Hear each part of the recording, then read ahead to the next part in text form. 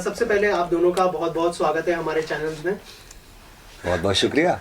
Salim sir, सबसे पहले आपसे जानना चाहूँगा, बहुत सारे नए टैलेंट को सपोर्ट किया है आपने और मौका दिया है।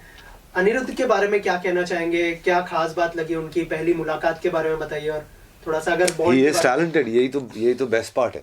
देखिए, I always listen to a singer. जब मैं कभी भी कोई आर्टिस्ट से मिलता हूँ तो पहले मैं देखता हूँ कि आर्टिस्ट में ओरिजिनलिटी कितनी है, खुद का अपना एक पर्सनल सेल्फ टच, अपना खुद का अंदाज़ कितना गहरा है। अनिरुद्ध की जब मैंने आवाज़ सुनी, I really like his voice. की आवाज़ में एक बहुत ही सॉफ्ट, एक ब्यूटीफुल क्वालिटी है और वो मुझे बहुत पसंद आई थी। मुझे बराबर याद है, हम चंडीगढ़ में इनके घर पे मिले थे। हमारे कुछ दोस्त हैं, पहली मुलाकात वहाँ पे थी। कॉमन फ्रेंड्स हैं हमारे, और इनके घर पे हमारी मुलाकात भी थी। एंड उसने तभी मुझे अपनी आवाज़ सुनाई और मुझे बहुत अच्छी लगी उसकी आवाज़। और इसने पहले एक सिंगल ऑलरेडी रिलीज़ हो चुका था इसका, और वो भी बहुत ही सुंदर था, बहुत ही मेलोडियस था। तो इसकी आवाज़ में एक सुकून है, which I really liked, and I felt like we must work together. हमने ऐसे ही तय कर लिया था कि हम फ्यूचर में काम करेंगे। ये नहीं पता था कि फ्यूचर बहुत जल्दी आने वाला है। और कुछ चीज़ें वो किस्मत की वजह से हो जाती है। ऑफ कोर्स मेहनत तो है ही है इसकी, बट इसकी किस्मत भी बहुत अच्छी है। That he is very hard working also. तो इसने 1-2 गाने तैयार किए थे। एक गाना हमारे लेबल से आया था सम टाइम अगो, एंड फिर जिस वक्त वो गाना आया था, रिलीज़ होने वाला था, तब उस वक्त मैंने सरगोशिया ऐसे ही इसने गुनगुनाया था और मैंने सुना था यही स्टूडियो में। और मुझे बहुत अच्छा लगा था और मैंने उसको कहा था कि यार ये गाना हम ज़रूर आगे बढ़ाएंगे। तो ऐसा होता है कि बहुत बार आर्टिस्ट से मिलने के बाद एक लगाव, एक दोस्ती, एक अपनापन खुद ब खुद हो जाता है। और इसमें इसका रीज़न भी म्यूज़िक ही होता है, संगीत ही इसका रीज़न है जिस वजह से हम जुड़े। ऑफ कोर्स अनिरुद्ध बहुत अच्छे इंसान हैं, बहुत अच्छे आर्टिस्ट हैं, और दोनों होना बहुत ज़रूरी है। आर्टिस्ट तो बहुत कमाल हम देखते ही मिलते हैं, बहुत आप लोग भी कितने अच्छे आर्टिस्टों से मिलते ही है, लेकिन एक अच्छा इंसान होना भी बहुत ज़रूरी है, और वो अपने आर्टिस्ट को और भी अच्छा बनाता है। अनिरुद्ध, जैसे सर ने कहा कि टैलेंट के साथ एक अच्छा आदमी होना भी जरूरी है। फर्स्ट मुलाकात के बारे में बताइए, और जब सरगोशिया के बारे में आपको पता चला तो क्या रिएक्शन था, और सर की तरफ से सपोर्ट मिलना कितनी बड़ी बात है आपके लिए?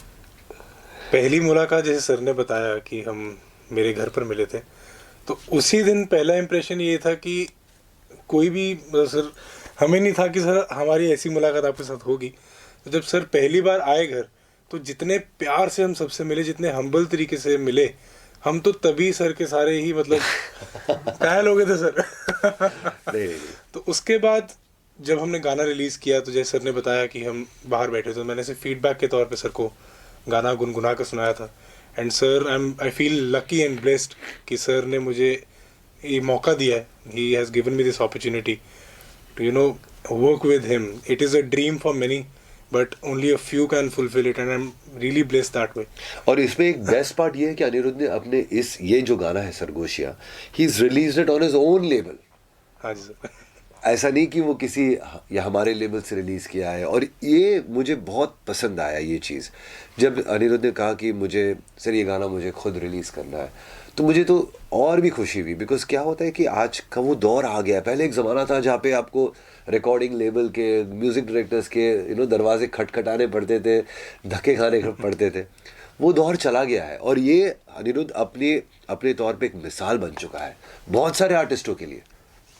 इसमें आपको बिकॉज ज़माना ऐसा है कि आप खुद एक अपने यूट्यूब चैनल पे रिलीज़ कर सकते हो, अपनी लेबल पे डिस्ट्रीब्यूट कर सकते हो थ्रू सम डिस्ट्रीब्यूटर। बहुत सारे ऐसे डिस्ट्रीब्यूटर्स हैं।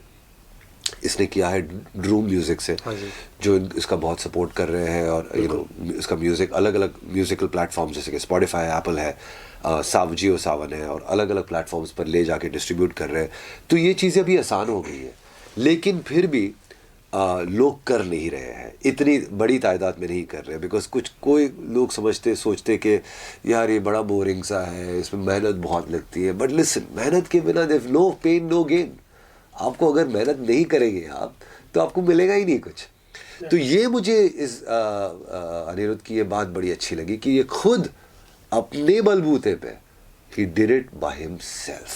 Thank you और so ये much, sir. बहुत बड़ी बात है, एक मिसाल, he's a क्या बोलते हैं, एक उदाहरण है लोगों के लिए कि ये जब आज कोई भी अगर चाहे तो अपनी मेहनत से, लगन से, अगर उसने सपना देखा है, ये ड्रीम किया है, तो वो फुलफिल कर सकता है। और वो आसान है, मुश्किल नहीं है, इम्पॉसिबल नहीं है। मुश्किल ज़रूर है, डिफ़िकल्ट है, लेकिन इम्पॉसिबल नहीं है। राइट सर, जैसे आपने कहा कि थोड़ी सी जर्नी आसान हो जाती है, लेकिन क्योंकि आपने जो रियलिटी शो जज किया है, आपको लगता है कि जो रियलिटी शो में जो सिंगर आते हैं वो शो में आने के बाद उनकी जो जर्नी है थोड़ी सी इजी हो जाती है एज अ सिंगर? जैसे अनिरुद्ध ने अपनी जर्नी स्टार्ट की एज अ इंडिपेंडेंट आर्टिस्ट, तो आपका साथ मिला, उसके बाद जो है उनको आगे साथ मिलेगा। लेकिन रियलिटी शो से जो, जैसे पवनदीप की बात करें या फिर अभी जो रैप कल्चर चल रहा है उससे MC स्क्वायर करके जो विनर बने हैं, उसके बारे में अगर कुछ बात करना चाहें। नहीं, ज़रूर। क्या होता है कि ऑडियंस आपको जब बड़े टेलीविज़न पे जब लोग देखते हैं तो बड़ी ऑडियंस आप सीधे आपको मिल जाती है। बहुत लोग आपको देखते हैं टेलीविज़न पे, टीवी पे, तो जाहिर है वो मतलब आपकी फ़ैन फॉलोइंग इधर से शुरू हो जाती है। और लोग आपकी आवाज़ को, आपके अंदाज़ को, आपके चेहरे को पहचान लेते हैं एक सेकंड में। तो टेलीविज़न से तो डेफिनेटली फ़र्क पड़ता है, लेकिन ये एक हद तक फ़र्क पड़ता है, बिकॉज़ दूसरा शो आता है, दूसरे नए सितारे आ जाते हैं, दूसरे नए स्टार्स आ जाते हैं। उसके बाद कंसिस्टेंसी बहुत ज़रूरी है। कंसिस्टेंसी, चाहे आप एक कलाकार हो, चाहे आप खिलाड़ी हो, चाहे आप कुछ भी हो, एक बिजनेसमैन हो या एक जर्नलिस्ट हो, कंसिस्टेंसी हर चीज़ में बहुत ज़रूरी होती है। और वही आर्टिस्ट को आगे ले जाता है। आज सलीम सुलेमान को हमें 30 साल हो गए, मुझे तो ऐसा लगता है कि अभी हमारी शुरुआत हुई है। It's because we are consistent. हमने हर पहलू पे, हर मोड़ पर कुछ ना कुछ नया करने की कोशिश की है। और ये सब हर इंसान में ये चीज़ ले आना बहुत ज़रूरी है। तो नई सीज़न आती है, सितारे नए चेंज हो जाते हैं, लेकिन अगर आपने अपनी कंसिस्टेंसी बताई और कंटिन्यूसली आप म्यूज़िक करते रहे, गाने रिलीज़ करते रहे, लोगों से जुड़ते रहे, तो ऐसा नहीं है कि मेहनत करने से हमेशा सफलता मिलती है, बट हाँ, कहीं ना कहीं तो आपका सितारा चमक ही जाता है। ऐसा बहुत बार, ऐसे बहुत टैलेंटेड लोग हैं जो सक्सेसफुल नहीं हैं, और ऐसे बहुत सक्सेसफुल लोग भी हैं, कहना नहीं चाहिए, जो टैलेंटेड नहीं है। तो इसमें मेहनत और किस्मत का बड़ा, दोनों का पड़ाव इक्वल होना ज़रूरी है। या पर ऐसा बहुत बार होता है कि आपकी किस्मत कमाल की है, आप मेहनत नहीं करते तो भी आपकी किस्मत चमक जाती है और आप सक्सेसफुल हो जाते हैं। और ऐसा बहुत बार होता है कि आप बहुत मेहनत करते हैं पर थोड़ी किस्मत साथ देती तो आपके सितारे चमक जाते हैं।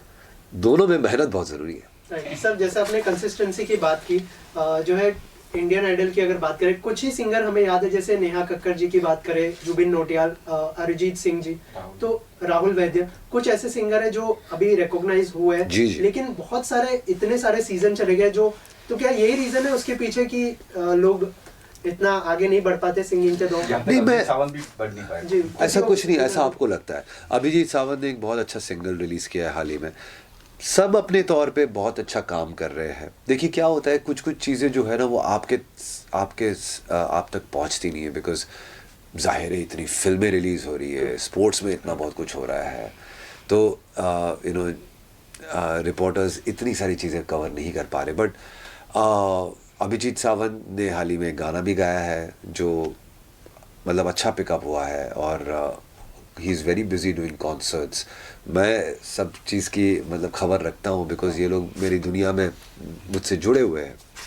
तो बहुत सारे आर्टिस्ट हैं जो उस लेवल का सक्सेस उनको नहीं मिलता है, लेकिन वो खुश है, क्योंकि अगर आर्टिस्ट दूसरे रियलिटी शो से जुड़ते हैं, जैसे राहुल वैद्या इंडियन आइडल के बाद उसने जो अपना म्यूज़िकल करियर किया, पर उसके बाद वो बिग बॉस में आया या शायद की तरह और खतरों के खिलाड़ी में आया, तो वहाँ से उसको थोड़ा सा और वो मिलने लग गया।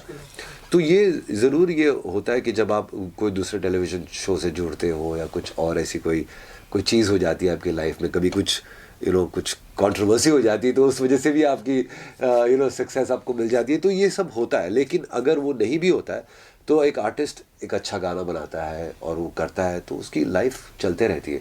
अभिजीत सावंत आज बहुत बिजी है, कॉन्सर्ट्स कर रहा है, शोज़ कर रहा है, गाने रिकॉर्ड कर रहा है। कुछ गाने आप सुनते हो उसके बारे में, कुछ नहीं सुनते हो, लेकिन ऐसा नहीं है कि ये आर्टिस्टों की लाइफ ख़त्म हो जाती है रियलिटी शो के बाद। नहीं, ये लोग हमेशा बिजी रहते हैं और ये बहुत अच्छी बात है कि उनको एक अच्छा मंच मिल जाता है जिनसे इनकी पॉपुलैरिटी बढ़ जाती है और फिर उनको काम मिलता रहता है। एक गाना भी कभी कभी कमाल कर लेता है वो, you know, it can be as you said for the concert actually. I remember even one song people have just sung one song in the concert and like throughout वो लाइफ चल रही है, मतलब हो रहा है। तो देखिए वही इट इज ऑल डिपेंडेंट। कुछ लोग नसीबदार होते हैं कि उनके लाइक 25 गाने पॉपुलर होते हैं, कुछ के 1 या 2 ही पॉपुलर होते हैं, फिर बाकी के गाने वो किसी और के गाते हैं।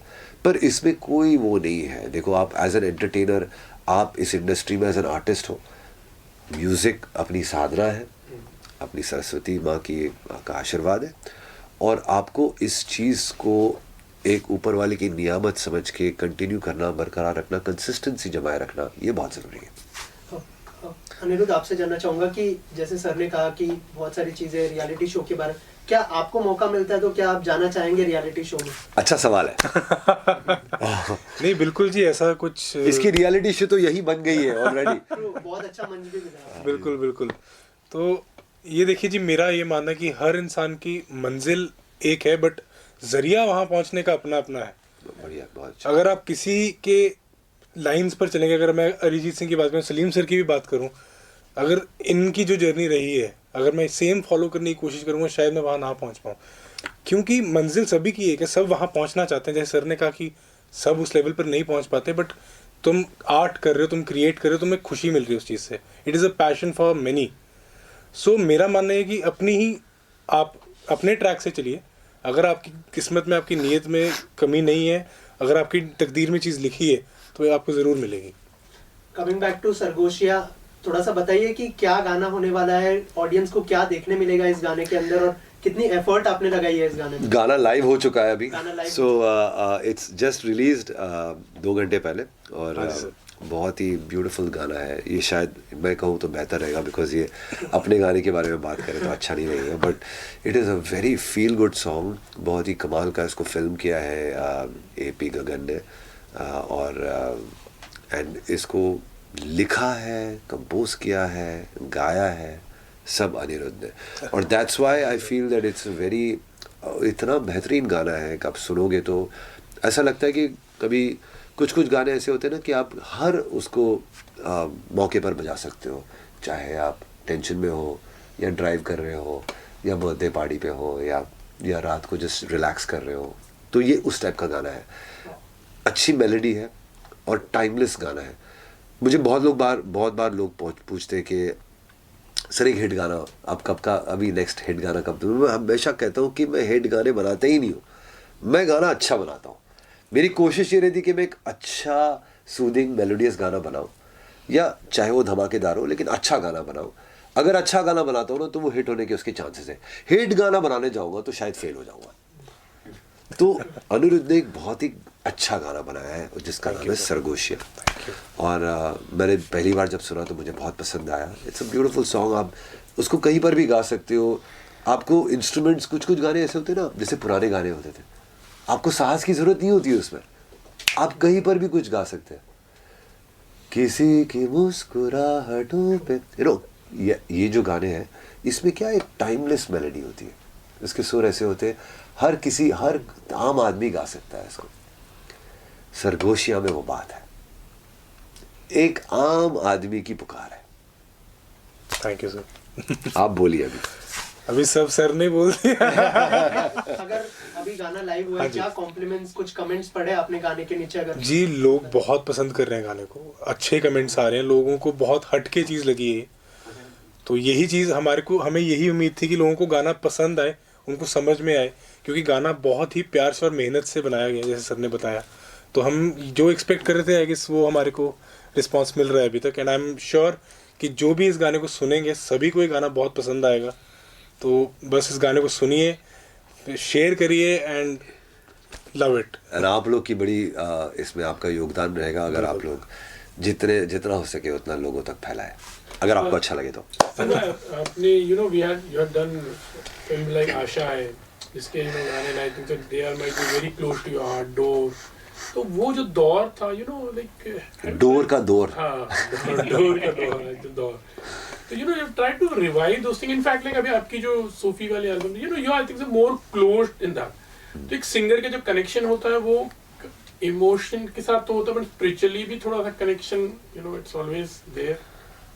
इट डिपेंड्स, हर कोई इंसान मतलब स्पिरिचुअली, देखो क्या है, हम चाहे कोई भी धर्म से हो, हमारे हर धर्म में ना म्यूजिक है, चाहे वो नाथ हो या भजन हो या कीर्तन हो या अरदास हो या गुरबानी हो या हिम हो, हर मजहब में, हर इसमें म्यूजिक है और हम बचपन से इसको सुनते आ रहे हैं। डिवोशनल म्यूजिक सदियों से चलता आ रहा है और सदियों तक चलेगा, तो इसमें एक बड़ा पावरफुल एक कनेक्शन है। और हर आर्टिस्ट, पर कुछ आर्टिस्ट सोचते कि मैं जब थोड़ा सा 40, 50, 60 का हो जाऊंगा तो उसके बाद करूँगा, you know। हमारे करियर में डिवोशनल म्यूजिक की बड़ी अहमियत रही है, क्योंकि कुछ फिल्में जैसे कि हमने कुर्बान की, तो उसमें जो एक रोमांटिक गाना था, नज़रों से नज़रें मिली, उसमें मैंने शुक्राना अल्लाह डाल दिया। वो एक डिवोशनल चीज़ हो गई, लेकिन गाना, लेकिन उसकी पहचान ही शुक्राना अल्लाह हो गई, ठीक है। तो रब ने बना दी जोड़ी में हमने गाना बनाया, तुझ में रब दिखता है यारा में, हालांकि रोमांटिक गाना है लेकिन उसमें रब की बात है। तो हमारे करियर में डिवोशनल म्यूज़िक अमूमन ऐसा हुआ है कि वो एक हमारे म्यूज़िक का हिस्सा हो गया है। तो मैंने पावर देखी है डिवोशनल म्यूज़िक की, और मैंने देखा है कि कितना ये लंबी रेस का घोड़ा है। सर, इसके अलावा हमने देखा है कि आप हर तरह के गाने को सपोर्ट करते हैं। भोजपुरी जो गाने हैं वो भी लोग बहुत ज़्यादा पसंद कर रहे हैं। हाँ। तो पवन जी के साथ अगर काम करने का एक्सपीरियंस के बारे में बताएं, और जो गाने जो हिट हुए हैं पवन जी के साथ। पवन बहुत ही टैलेंटेड आर्टिस्ट है और ऑलराउंडर है, अच्छा एक्टर है, अच्छा सिंगर है, और यू नो उसका मतलब लोग उसको बहुत प्यार करते हैं। तो वो कुछ लोग का नसीब अच्छा होता है, उनके सितारे बड़े कमाल के होते हैं, उनका वो सूर्य और उनकी जो स्टार्स होते हैं वो बड़ा अच्छा होता है, बड़े अच्छे होते हैं। और पवन में वो बात है, वो एक ऐसा आर्टिस्ट है वहाँ भोजपुरी इंडस्ट्री का कि जिसकी आवाज़ बिल्कुल मतलब he is got that playback voice, तो उस वजह से लोग उसको बहुत पसंद करते हैं। और वो है, उसका सितारे उसके अच्छे ही है। तो हमारे साथ उसका एक्सपीरियंस बहुत अच्छा था, हमने 2 गाने किए, बढ़िया हुए, और भी करेंगे। लोगों को ऐसा लगने लगा था कि मैं सडनली हिंदी से भोजपुरी चला गया हूँ, तो मैं फिर थोड़ा सा ब्रेक लेके कर रहा हूँ।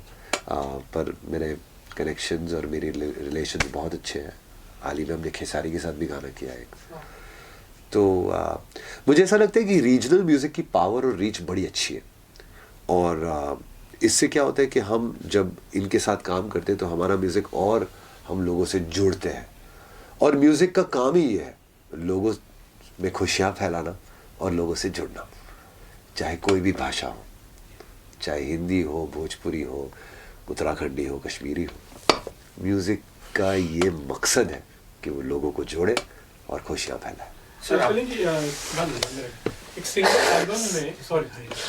एल्बम में like you have the freedom actually, और singer always has a freedom. अगर आप फिल्में कर रहे हैं तो फिल्मों में यू नो बहुत बार यू नो सिचुएशन के हिसाब से या डायरेक्टर के हिसाब से, या you know there are lots of things where शायद थोड़ा जो फ्रीडम होता है वो आपको कॉम्प्रोमाइज करना पड़ता है। तो यहाँ that happiness is always there, like you know there is no कोई उतार चढ़ाव नहीं है, कोई वो नहीं है, कोई रोक टोक नहीं है।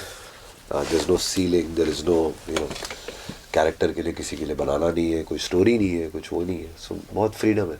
जाहिर है म्यूजिक में फ्रीडम रखते हैं तो अच्छा ही होता है। तो बहुत बार इसीलिए people like gets inclined towards like single album. और हाँ देखिए, फिल्म से आपको बहुत अच्छी रीच मिल जाती है, पर मैं नहीं समझता हूँ कि इंडिपेंडेंट म्यूज़िक से रीच नहीं मिलती। आजकल इंडिपेंडेंट म्यूज़िक की अपनी एक पहचान है और अपनी काफ़ी अच्छी रीच है। ऐसा हो चुका है कि film music is sounding like independent music आजकल, और independent music is sounding like film music. दोनों के बीच में अंतर बहुत कम हो चुका है अभी। तो ये एक अच्छा वक्त है, मैं तो पॉजिटिव ही देखता हूँ हमेशा। सर, ये मैं जानना चाहूँगा कि होली एक पर्व है, लेकिन नॉर्थ के लिए महापर्व है, और जब आपने भोजपुरी समाज को बबुनी वाला होली वाला गीत दिया जी, तो वहाँ धमाल मचाया है सर। और मेरे 2 सवाल है उसपे से। पहला कि ये जो बबुनी वाला गाना पवन जी के साथ आया, किस तरह फ्लोर पे आया, और होली का आने वाला कोई गाना पवन जी को लेके या केसाई जी को लेके आप कुछ आने वाला है? हमारी प्लानिंग तो है कि हम करेंगे कुछ, बट जाहिर है कि ये लोग जब होली और देवी गीत और ये जब ये मौके आते हैं तो ये लोग इनके सीज़न में 18-20 गाने तो मिनिमम रिलीज़ होते हैं, शायद ज़्यादा। तो मुझे नहीं पता कि हम लोग इस साल कर पाएंगे कि नहीं अगेन इनके साथ में, बिकॉज एक अलग अगर एक ऐसा हो कि कुछ एक स्पेशलिटी, एक एक्सपीरियंस मिले, कुछ एक्सक्लूसिव मिले तो अच्छा होता है। पर जाहिर है ये लोग उनको इतना प्यार करते हैं खेसारी और पवन को कि उनकी एक डिमांड हो गई है कि इतने गाने तो करने ही करने हैं। हम कोशिश करेंगे कि क्योंकि इसमें ये बहुत अच्छी बात है कि इनको इतना प्यार मिल रहा है, बट हमारा प्रयास हमेशा यही रहता है कि हम कैसी चीज़ अलग करें। अब हम कितना अलग करेंगे 18-20 गानों में अगर इनके रिलीज़ हो रहे सीज़न में, तो ये एक सवाल ये मेरे लिए है जिसका जवाब अभी मेरे पास नहीं है, बट शायद दिसंबर या जनवरी तक आ जाएगा। अनिरुद्ध, लास्टली क्या मैसेज देना चाहेंगे ऑडियंस को? मैसेज ये है जी कि गाना इज़ अवेलेबल एवरीवेयर। सरगोशियाँ हर प्लेटफॉर्म पे अवेलेबल है, Spotify, Apple Music, Gaana, Hungama, जियो सावन, हर जगह अवेलेबल है। आप गाना सुनिए, आई एम श्योर आपको बहुत पसंद आएगा। एंड वीडियो के लिए आप मेरे ऑफिशियल यूट्यूब चैनल पे जा सकते हैं, अनिरुद्ध कौशल के नाम से मेरा ऑफिशियल यूट्यूब चैनल है, वहाँ जाइए एंड ब्यूटीफुल सा वीडियो है, देखिए, शेयर कीजिए।